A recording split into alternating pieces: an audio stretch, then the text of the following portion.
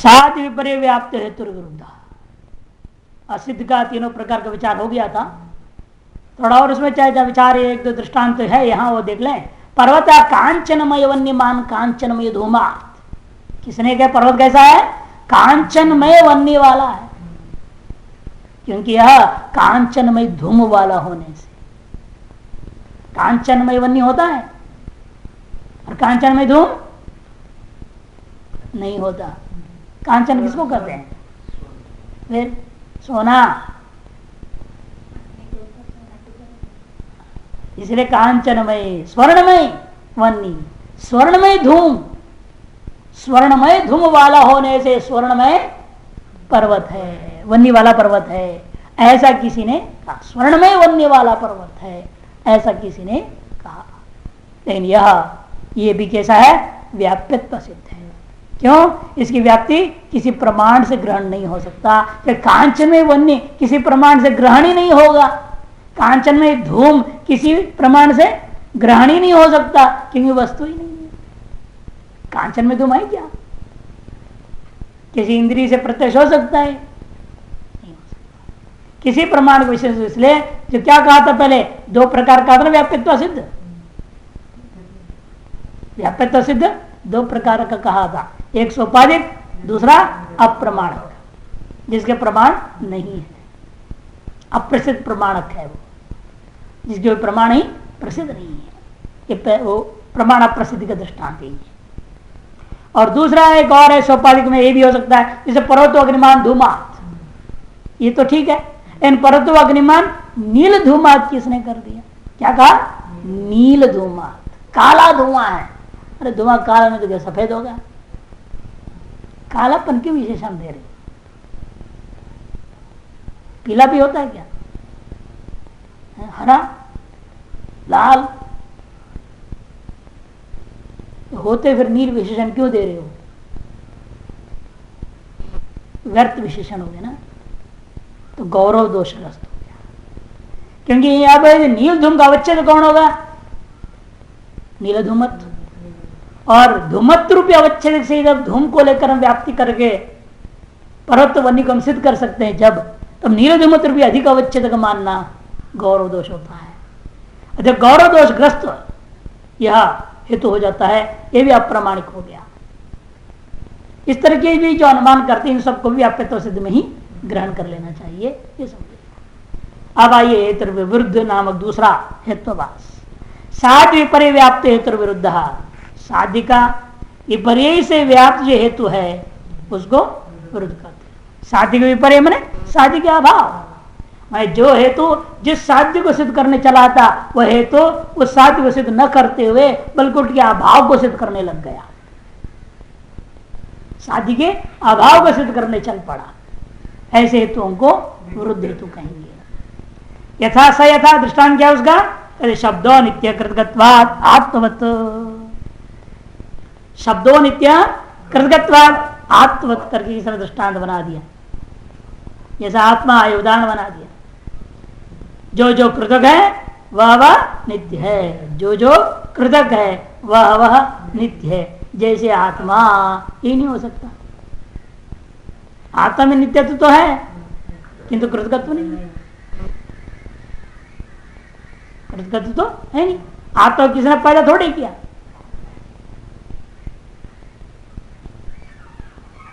तो आत्मा जो है कृतक है ही नहीं, भले नित्यत्व है। ये व्याप्ति तो दृष्टांत में ग्रहण ही नहीं होगा। इसे बल्कि क्या है? नित्यत्व का जो अभाव है उसको कृतकत्व हेतु शब्द में सिद्ध करता है, पक्ष में। साध्य भाव को, साध्य को न सिद्ध करते हुए साध्य भाव को ही आपका हेतु पक्ष में सिद्ध कर दे रहा है।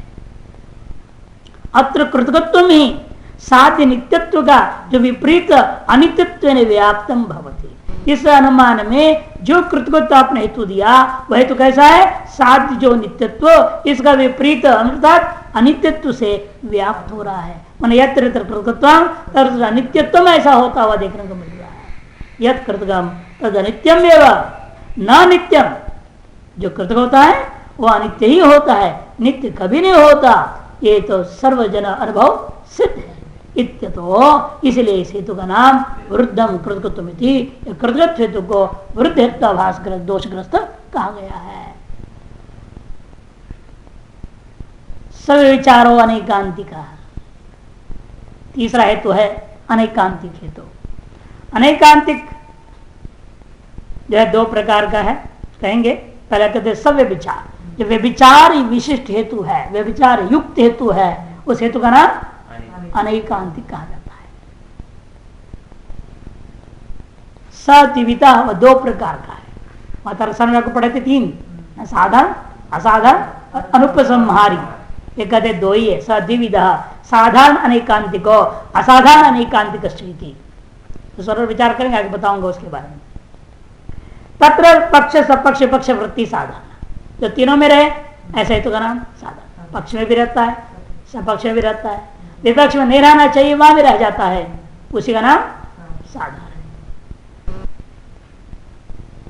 यथा शब्दों नित्य प्रमेयत्वात्, जैसा दृष्टांत दिया कि शब्दों नित्य प्रमेयत्वात्, शब्द नित्य है प्रमेय होने से।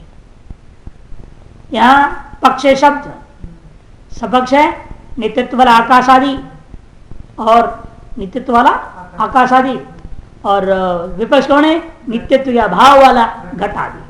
अद्वैत शब्द में भी प्रमेयत्व है, आकाश आदि में भी प्रमेयत्व है, और घट आदि में भी प्रमेयत्व है। रात्रि प्रमेयत्व हेतु हो, इस अनुमान में प्रमेयत्व का हेतु है। तच्च नित्य अनित्य वृत्ति, और वो ऐसा हेतु है जो नित्यों में भी रहता है और अनित्य में भी रहने वाला है।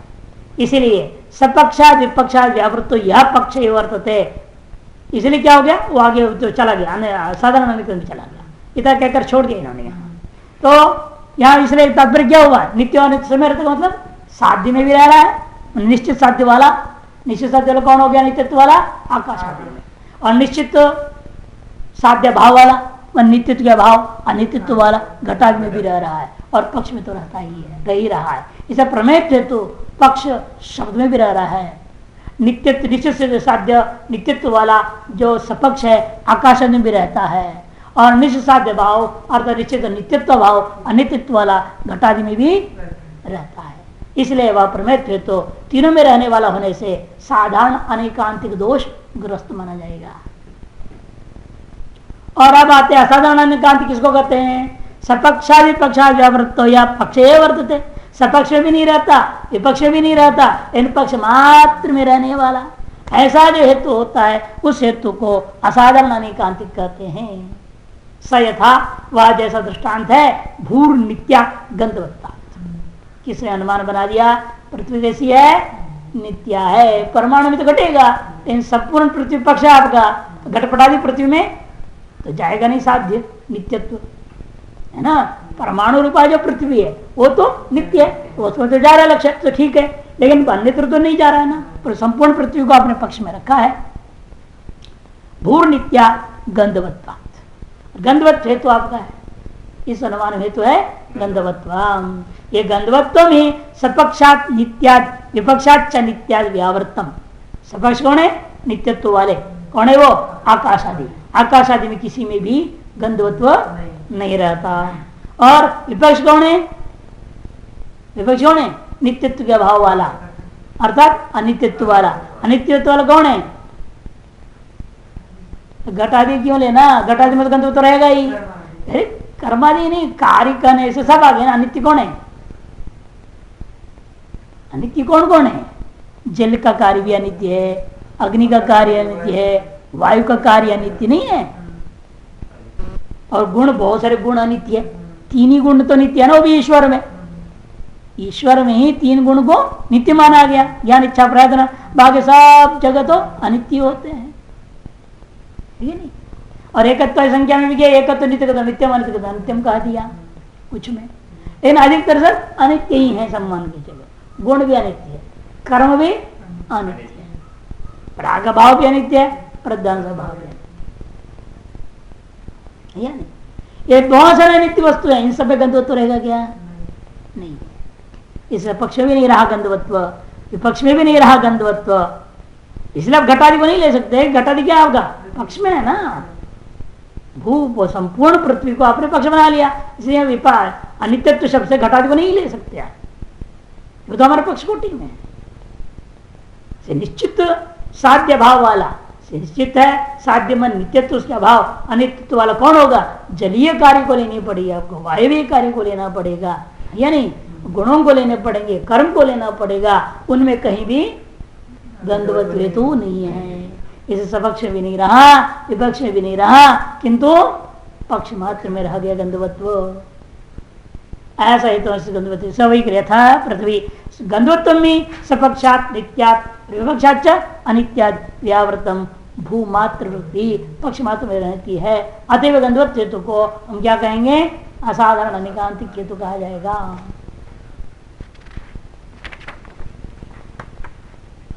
इसलिए विचार का अर्थ है अव्यवस्था। विचार का मुख्य अर्थ क्या है? अव्यवस्था, है ना। अव्यभिचार का मतलब व्यभिचार नहीं, किसी प्रकार का विचार नहीं का मतलब क्या? सब कुछ व्यवस्थित चल रहा है, कहीं कोई गड़बड़ी नहीं है। व्यभिचार भी उपसर्ग अभिउपसर्ग पूर्वक चर धातु है, चरती चार, है ना। चरना माने शिष्टाचार, बोलते हम लोग शिष्ट आचार, चर धातु का भी रूप है ना। व्यभिचार, शिष्ट चार, भ्रष्ट चार, है नी। भ्रष्टाचार, शिष्टाचार, व्यभिचार, उपसर्ग तो प्रयोग कर रहे हैं हम, या भी उपसर्ग है, केवल है तो आचरण से संबंधित। शिष्टाचरण का मतलब क्या? जो शास्त्र ने व्यवस्था दिया उस व्यवस्था के अनुसार आप जीवन चला रहे हैं। जो संविधान ने व्यवस्था दिया उस संविधान के अनुसार सारा काम चल रहा है, तो वो शिष्टाचार है। और हम संविधान को उल्लंघन करते हैं, ईश्वरीय संविधान जो वेद का उल्लंघन किया, या देश को संविधान जो भी बनाया उल्लू के पट्टों ने, तो उसकी हमने उल्लंघन करते हैं, तो भी गलत है। चाहे गलती बना रखा संविधान, लेकिन आप उस संविधान, जिस संविधान के अंतर्गत आपको जीने के लिए भगवान ने भी जन्म यही दे दिया ना, तो आपको इस संविधान के साथ जीना पड़ेगा। उसका उल्लंघन करते हैं तो भी भ्रष्टाचार है, उस व्यवस्था को उल्लंघन हो गया। जो व्यवस्था दी गई है, विधि निषेध बताया गया है, उसका उल्लंघन करना ये भ्रष्टाचार है। उसी को व्यभिचार भी कहते हैं। इसे व्यभिचार को देने कि स्त्री पुरुष का संबंधों को लेकर के शब्द यहाँ पर यह शास्त्रीय शब्द है। अव्यवस्था का नाम व्यभिचार है। या औचित्य का उल्लंघन, जो शास्त्रोक्त औचित्य है, यह उचित है या अनुचित है जो कहा गया, उचित का उल्लंघन करना ही व्यभिचार है। तो नियम पूर्वक रहना व्याप्ति है, साहचर्य नियमों व्याप्ति, और उसका उल्लंघन होना ही व्यभिचार है। अच्छा, इनका नाम अनेकांतिक क्यों रखा आपने? क्योंकि एको अंतः, एको अंतः, अंतः माने निर्णय, अंत शब्द का मतलब एंड नहीं, समाप्त, यह अंत शब्द का अर्थ नहीं है। यहाँ अंत माने निर्णय है। जैसे सिद्धांत है, सिद्धांत क्यों कहते हैं आप? सिद्ध का अंत हो गया है, ऐसा करो, सिद्ध का अंत हो गया, मैंने सिद्ध मर गया, ऐसा सिद्धांत हो गया, ऐसे नहीं है।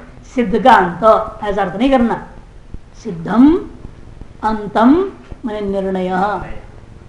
वादी प्रतिवादीभ्याम, वादी और प्रतिवादी भिड़े किसी विचार को लेकर के, उन वादी प्रतिवादीभ्याम विचार्य सिद्धो अंतो निर्णयो यस्य सिद्धांत, वो सिद्धांत। वादी और प्रतिवादियों ने विचार किया, मंथन किया, करके जो निर्णय दे दिया, सिद्ध एक निर्णय दे दिया, उसी का नाम सिद्धांत। जैसे वहां अंत शब्द का क्या है? निर्णय। यहां पर भी एकांत, एकांत माने अंत का निर्णय, एक माने नियम, अंत निर्णय, एकांत। न एकांत इति अनेकांत। तो पहला अनेकांतिक पाठ यदि है, एकांत एव स्वार्थिक करो, एकांत एव ठय कर दोगे तो ऐकांतिक बना, न एकांतिक अनेकांतिक, व्याकरण का अनुसार बन जाएगा। एको अंतः, दो सिद्धांत है ना, किसने कहा? शब्द नित्य इति एको अंतः, एक का निर्णय है ये। दूसरे ने कहा शब्दो अनित्य इति एको अंतः, वो भी एकांत, ये भी एकांत। दो एकांतों में विचार चला, एक निर्णय बना, उसका नाम एकांतिक हो गया। जो एकांतिक निर्णय है उसका जो उल्लंघन कर लिया उसका नाम अनेकांतिक हो गया। न्याय भाष्य एको अंत एकांत, एकांत एव एकांतिक, न एकांतिक अनेकांतिक, न्याय भाष्य में लिखा वात्स्यायन महर्षि ने।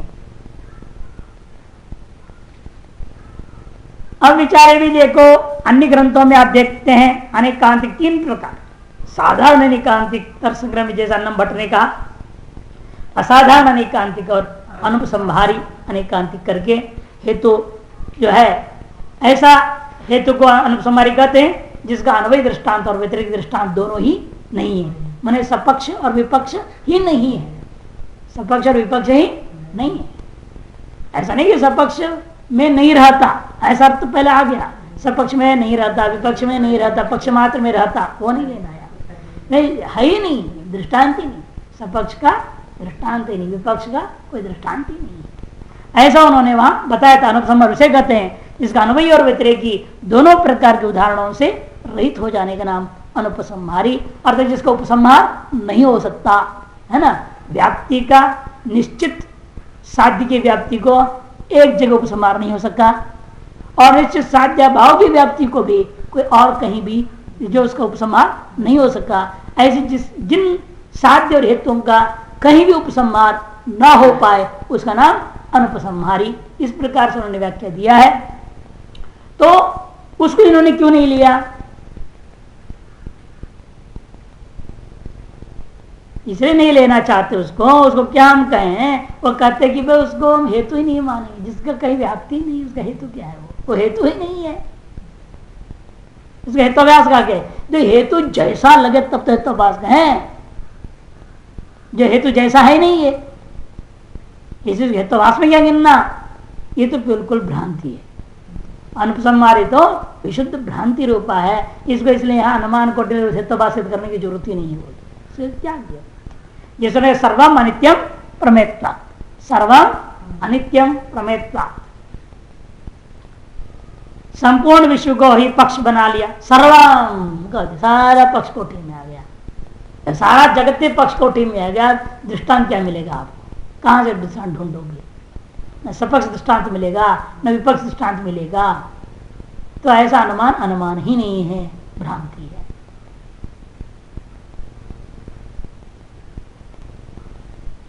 क्योंकि इनके दृष्टिकोण में असंभव दोषग्रस्त माने इन्होंने, केशव मिश्र तर्क भाषा का कहते ऐसा अनुमान संभव ही नहीं है कि सर्वम को आप पक्ष में डाल दो, सर्वम को पक्ष में रख देना यह तो असंभव है, कह दिया उन्होंने। क्योंकि ऐसा कैसे आप अनुमान कर सकते हो? ऐसा अनुमान हो ही नहीं सकता, ये उनका मत है। इसे उन्होंने कह दिया कि भाई ये अनुपसंहारी भेदम मानते ही नहीं, दो ही भेद माना, साधारण और असाधारण। अब आई सत प्रतिपक्ष का आरंभ होता है। प्रकरण समस्तु सएव यस्य हेतु साध्य विप्रसादकम हेतुंत्र विद्यते। प्रकरण सम नाम है सत प्रतिपक्ष का दूसरा नाम प्रकरण सम। सएव वही है जिसका हेतु के साध्य का विपरीत माने अभाव को साधने के लिए कोई दूसरा हेतु खड़ा है, दूसरा हेतु खड़ा है, वही हेतु कर देता है तो विरुद्ध कहा जाता है। दूसरा हेतु करता है इसका नाम सत प्रतिपक्ष होता है। सयथा शब्दों अनित्यो नित्य धर्म रहित। तीसरा शब्द कैसा है? अनित्य है। क्यों? नित्य का होने के लिए जो धर्म होना चाहिए, व्यापकत्वादि, निर्वयत्वादि, अकृतकत्वादि, वो कुछ भी यहाँ नहीं है। ठीक से विपरीत किसने खड़ा? शब्दों नित्यो अनित्य धर्म रहित कर दिया। ठीक उल्टा बोले, शब्द कैसा है? नित्य है। क्यों? अनित्य धर्म रहित है यहाँ। ऐसे विपरीत हेतु खड़ा कर दिया। हाँ, पहले वाला शब्द अनित्य, वो अनित्य क्यों है? क्योंकि नित्य धर्म नहीं है बोला आपने। देखने में ठीक लग रहा है अनुमान तो, सत्पुरुष का दूसरे ने खड़ा कर दिया, नहीं वह शब्द नित्य। क्यों? अनित्य धर्म रहित होने से शब्द नित्य है। क्यों? अनित्य धर्म नहीं है, इसलिए उसको नित्य कहा दिया। दोनों में शब्द नित्य, दोनों में शब्द नित्य कर दिया, गलत कर दिया। एक में शब्द नित्य, दूसरे साध्य भाव दिखा रहा है ना मैं, शब्द नित्य।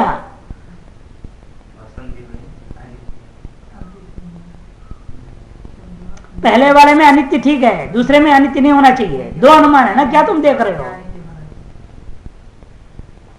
दो अनुमान है ना, एक अनुमान है शब्दों अनित्य, दूसरा अनुमान क्या होगा? साध्य भाव लेना पड़ेगा ना। पहले वाले साध्य का अभाव लेना है, तो दूसरा अनुमान शब्द सिद्ध होकर क्या होना चाहिए? शब्दों नित्य होना चाहिए। जब पहले वाला शब्द अनित्य है, दूसरा वाला शब्द नित्य हो जाएगा। साध्य भाव, अनित्यत्व का भाव नित्य। क्यों? अनित्य धर्म रहित होने से अयम एवं सत प्रतिपक्ष उच्यते, इसी को लोगों ने सत प्रतिपक्ष से भी कहा करते हैं। साध्य विपरीत साधक हेतुअंतर का नाम ही प्रतिपक्ष है। सत माने विद्यमान है, प्रतिपक्ष जिसका, उस हेतु को कहते हैं सत प्रतिपक्ष। विद्यमान है विरोधी हेतु दूसरा, सत प्रतिपक्ष। साध्य विपरीत साधकम हेतुरंतरम कोई प्रतिपक्ष कहते हैं। वह विद्यमान जिस हेतु के प्रति उस पहले हेतु का नाम सत प्रतिपक्ष हो जाता है। साध्य यहां पर नित्य, पहले वाले में अनित्यत्व, उसका अभाव माने नित्यत्व, उसको सिद्ध करना अनित्यत्व का भाव नित्यत्व, उसको सिद्ध करने हेतु कौन बैठा है हमारे पास? अनित्य धर्म रहितत्वात्। वह हेतु का होने से पहला वाला हेतु कौन है? नित्य धर्म रहितत्वात्, उसको सत प्रतिपक्ष कहा जाएगा। और वैसे उसको उल्टा भी कर दो तो भी उसके प्रति दोनों सत प्रतिपक्ष दो से ग्रस्त हो जाएंगे।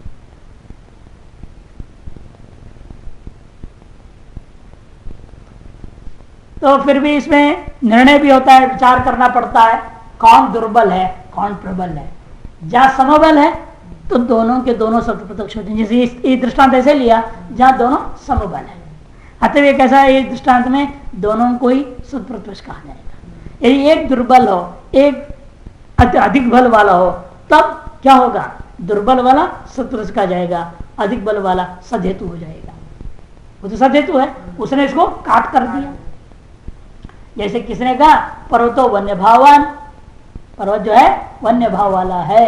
क्यों? कुहकत्वात् कह दिया, वो जो दिख रहा कोरा है बोल दिया उसने। ठीक है।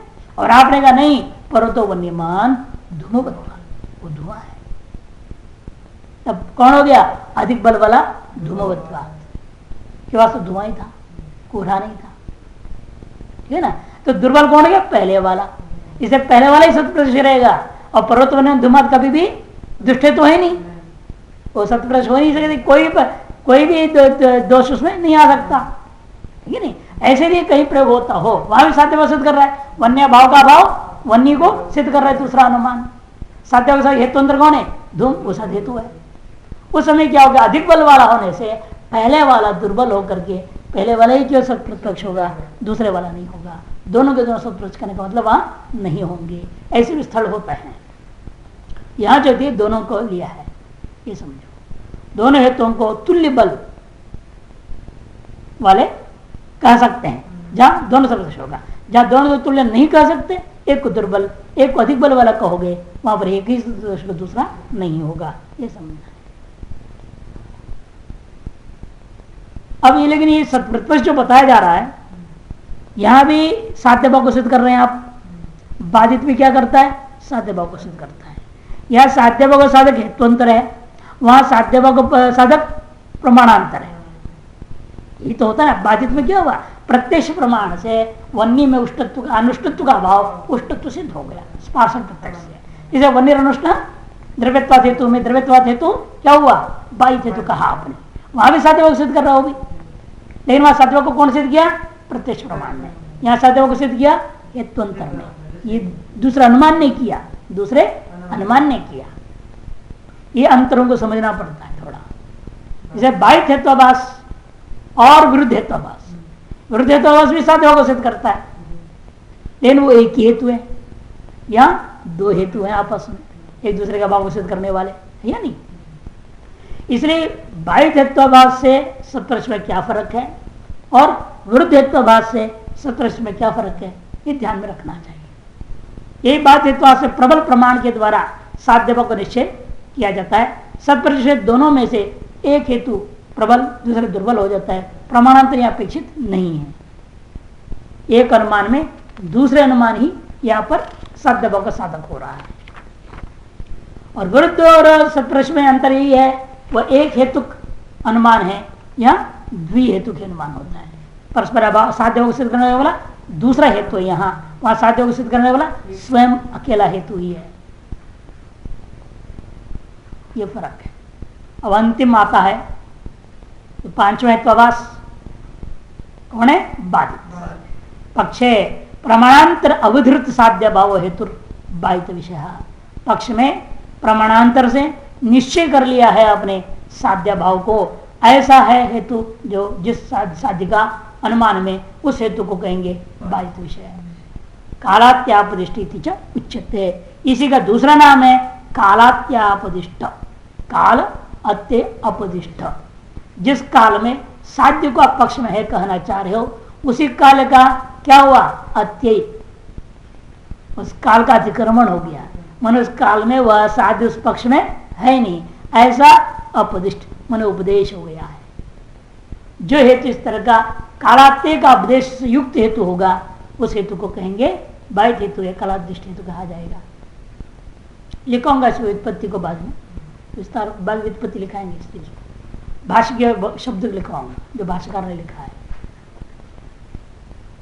कालात्यपदिष्ट भी इसी का नाम है, इन्होंने कह दिया। यथा अग्नि अनुष्ठा कृतकत्वात् जलवत, जैसे किसी अनुमान कर दिया अग्नि अनुष्ठा कृतकत्वात् जल के समान कह दिया। अग्नि कैसा है, ठंडा है, हेतु दे दिया कृतकत्व, कहीं द्रव्यत्वात् है कहीं कृतकत्वात्, जो भी होगा कोई दिक्कत नहीं, जल के समान कर दिया।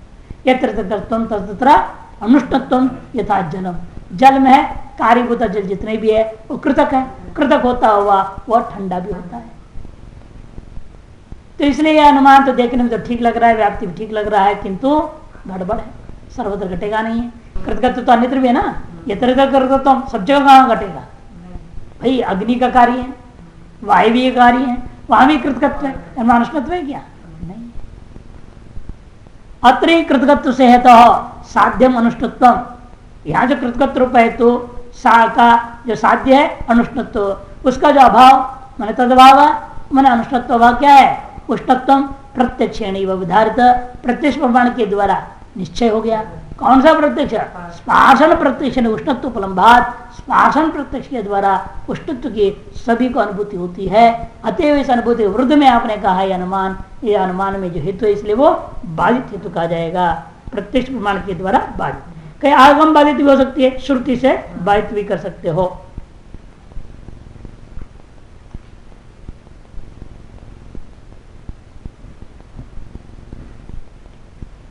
अच्छा, अनुमान प्रमाण इस प्रकार से इति व्याख्यातम अनुमान, अनुमान खंड आपका पूरा हो गया।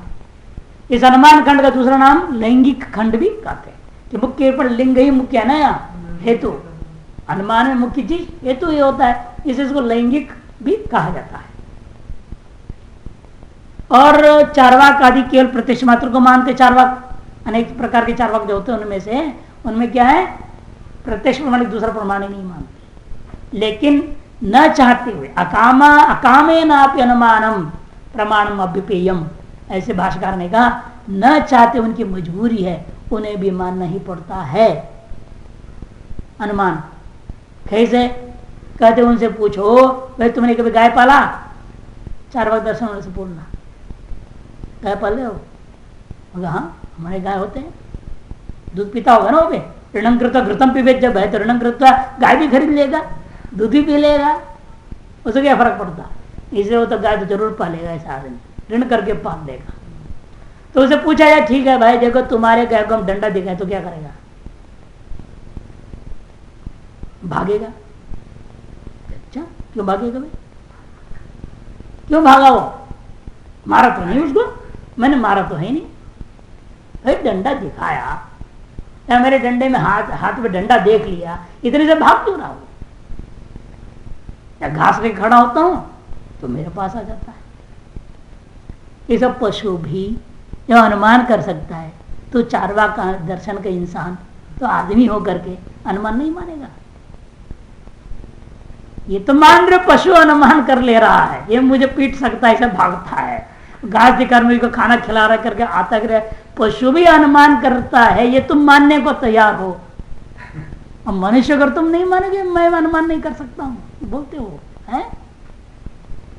इसलिए भाष्यकार ने कहा वहां अकामे ना अपनी न चाहते हुए विचार वाक को भी अनुमान प्रमाण मानना ही पड़ता है, क्योंकि पशु भी अनुमान प्रमाण का प्रयोग करते हैं अपने जीवन में। कौन? लेकिन शब्द को प्रमाण नहीं मान सकते ना, वहां शब्द को प्रमाण कैसे सिद्ध करेंगे वहां?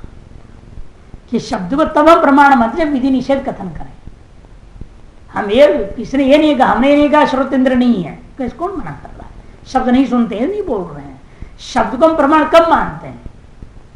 आप्त वाक्यम प्रमाण, आप्त वचन को प्रमाण मानते हैं। किस दृष्टिकोण से आप्त वचन कहा आपने?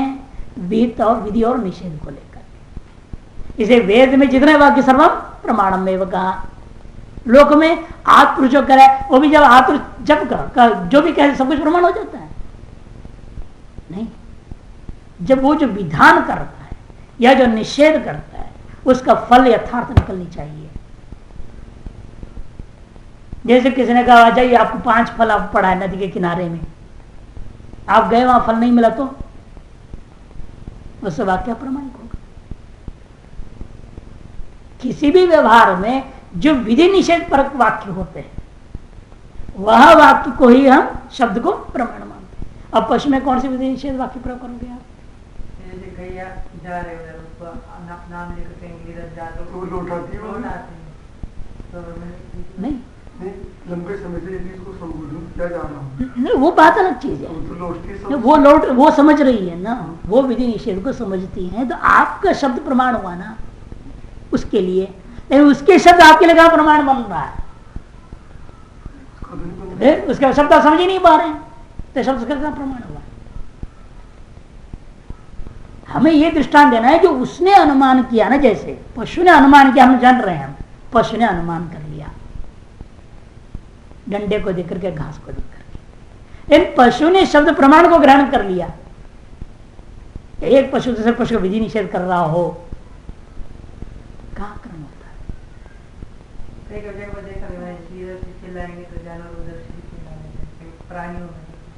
वो तो शब्द का में माँ बेटे में व्यवहार होता है।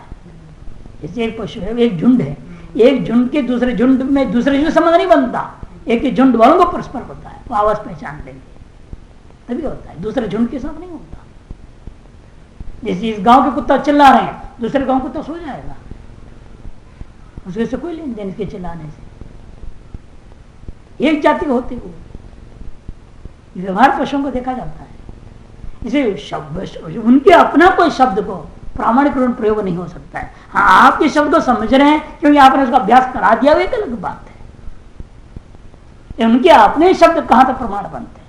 हम व्यक्ति को लेंगे ना भाई, हमारे वचन प्रमाण है, क्यों? उसका अनुष्ठान करने पर सत्य हो रहा है, इसे मेरे शब्दों का शब्द प्रमाण मान लेंगे। ठीक है, इसे पशु के शब्द प्रमाण बनेगा क्या? नहीं बन सकता। यही तो मुख्य तो वो है ना, हमें तो लक्षण क्या बनाने, आप तो वाक्यम शब्द प्रमाण। यदि पशु आप पुरुष है क्या मेरे लिए, उसका वाक्य मेरे लिए प्रमाण बनता है क्या? मेरे शब्द से वो प्रवृत्त तो बात अच्छी छोड़ो, उसके शब्द उसके अंदर आ रहा है क्या? प्रमाण पर हमें कोई प्राप्त होता है क्या? नहीं। जैसे उसके दिमाग में अनुमान बना, वो अनुमान को हम समझ पा रहे हैं। अनुमान किसने करा? उसने करा, उसको हम समझ लिए, ये अनुमान कर लिया हमारे डंडे को देख करके, घास को देख करके, है ना। इसे उसके मन में शब्द हो या उसने उच्चारण कोई शब्द को करे, वो प्रमाण पर हमें कोई अनुभव में आ सकता है क्या? हम ग्रहण कर पा रहे हैं? नहीं ग्रहण कर पाते, अनुमान नहीं कर पाते हम लोग। इसलिए उसने एक पशु ने दूसरे पशु को कुछ बोला और वो बोलने पर उसने उसका व्यवहार करा, अरे उसको प्रमाण पूर्ण ग्रहण हो गया, ये हम लोग ग्रहण नहीं कर पाते इस चीज को। इसे पशु वाक्यों के पशुओं के लिए प्रमाण भले हो सकते हैं, उनकी आपसी भाषा हो जाने उनके लिए उसके प्रमाण बन सकता है, लेकिन हम लोगों के लिए उसका कोई प्रमाणता ग्रहण नहीं हो सकता। जैसे अनुमान के विषय में हम भी अनुमान कर लेते हैं, तो उसने ऐसे सोचा हम लोग अनुमान कर लेते हैं ना, नहीं शब्द के बारे में अनुमान नहीं चल सकता है, शब्द की प्रामाणिकता में अनुमान प्रयोग नहीं हो सकता। ये है। तो अब आइए अनुमान के भेद के बारे में कौन क्या कहा है। वैशेषिक दर्शन ने अनुमान निर्माण के प्रश्न में बताया कि वह दो ही प्रकार का है। वैशेषिक दर्शन में अनुमान दो प्रकार, दृष्टम और सामान्य दृष्टम करके लिखा, तत्व द्विविधम दृष्टम सामान्य दृष्टंच, ये उनके। और मीमांसा दर्शनकार उसी को ले लिया। मीमांसा दर्शन 1:1:5 में सौर भाष्यकार लिखते हैं, तत्व द्विविधम प्रत्यक्ष तो दृष्ट संबंधम सामान्य दृष्ट संबंधम च। वैसे वैशेषिक और मीमांसक अनुमान में दो ही प्रकार का माना, और न्याय दर्शनकार ने 3 का, त्रिविधम अनुमानम आख्यातम। सांख्य कारिकाकार ने भी त्रिविध माना, पूर्वत, शेषवत, सामर्थ्य दृष्ट का। यही नैयायिकों ने कहा। नैयायिकों का सूत्र संख्या है जो है 1:1:5, और कारिका की संख्या त्रिविधम अनुमान आख्यातम 5वें कारिका में।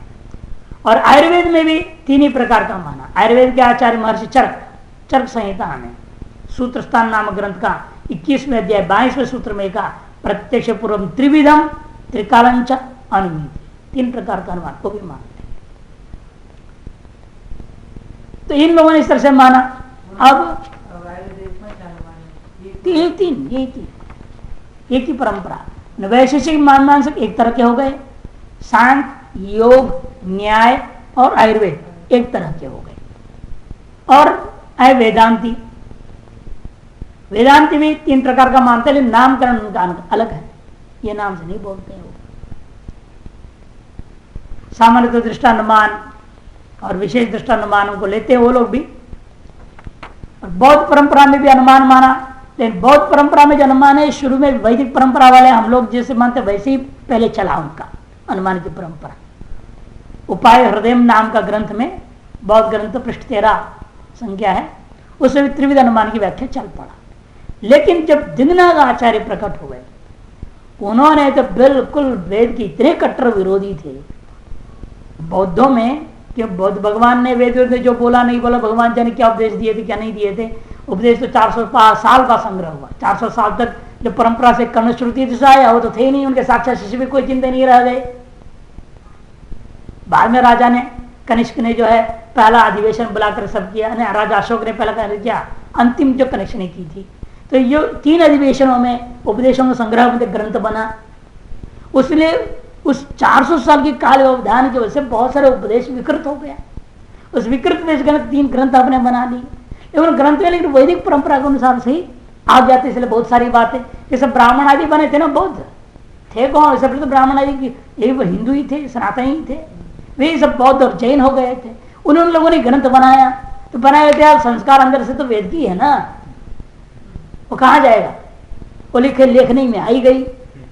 तो दिग्नाथ आचार्य जो बहुत दिमाग वाले बने, कहा नहीं ये सब गड़बड़ घोटाला है, हटा उसको सब। उन्हें अलग अपनी कारिका वगैरह बनाया, उन्हें बिल्कुल अवैदिक परंपरा ठोस उन्हें चालू कर दिया, अनुमान की प्रक्रिया ही बदल दिया उन्होंने।